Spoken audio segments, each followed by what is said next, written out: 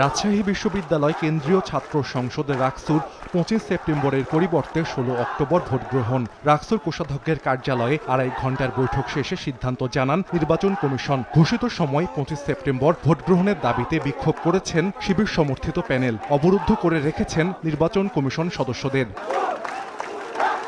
তারিখ পেছানো নির্বাচন বানচালের ষড়যন্ত্র বলে দাবি ছাত্র শিবির সমর্থিত প্যানেলের।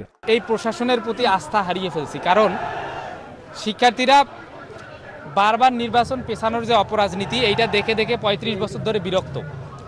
এবং গত 35 বছর আগে নির্বাচনের 3 দিন আগে বলা হয়েছিল যে এবার আর নির্বাচন একটু পিছিয়ে দেব, তারপর কিন্তু 35 বছর ধরে আর নির্বাচন হয়নি। এর আগে রাকসু নির্বাচন কমিশনের বৈঠক চলাকালে কোষাধ্যক্ষের কার্যালয়ের সামনে অবস্থান নিয়ে পাল্টাপাল্টি স্লোগান দেন শিবির সমর্থিত প্যানেল ও ছাত্রদল সহ 5টি প্যানেলের প্রার্থী ও সমর্থকরা। নির্বাচন পেছানোর সিদ্ধান্তকে স্বাগত জানিয়েছে ছাত্রদল সহ 5টি প্যানেল। রাজশাহী বিশ্ববিদ্যালয়ের হাজার হাজার শিক্ষার্থী সেটাকে স্বাগত জানিয়েছে। ইনশাআল্লাহ আমরা সবাইকে নিয়ে একটা সুন্দর অংশগ্রহণমূলক নির্বাচন রাজশাহী বিশ্ববিদ্যালয়ের শিক্ষার্থীদেরকে উপহার দিব। আমরা যেন সবাইকে নিয়ে একটা সুন্দর আসন নির্বাচন করতে পারি। বিশ্ববিদ্যালয়কে ভোটার শূন্য করে জামাত শিবির একটি সাজানো নির্বাচন করতে চেয়েছিল, কিন্তু আজকে শিক্ষার্থীরা তৎক্ষণাৎ প্রতিবাদ করে সেই ষড়যন্ত্র রুখে দিয়েছে।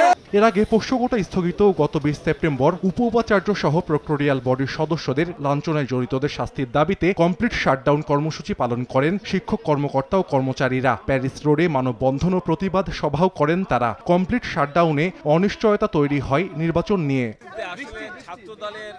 উদ্ভূত পরিস্থিতি ও আসন্ন দুর্গাপূজার ছুটি উপলক্ষে ক্যাম্পাস ছাড়েন অনেক শিক্ষার্থী। অংশগ্রহণমূলক ভোট আয়োজনের দাবিতে সোমবার দুপুরে সংবাদ সম্মেলন করেন ইসলামী ছাত্র আন্দোলন বাংলাদেশ, সচেতন শিক্ষার্থী সংসদ, সার্বজনীন শিক্ষার্থী সংসদ, রাকসু ফর র্যাডিক্যাল চেঞ্জ ও ইউনাইটেড ফর রাইটস সহ স্বতন্ত্র প্রার্থীরা।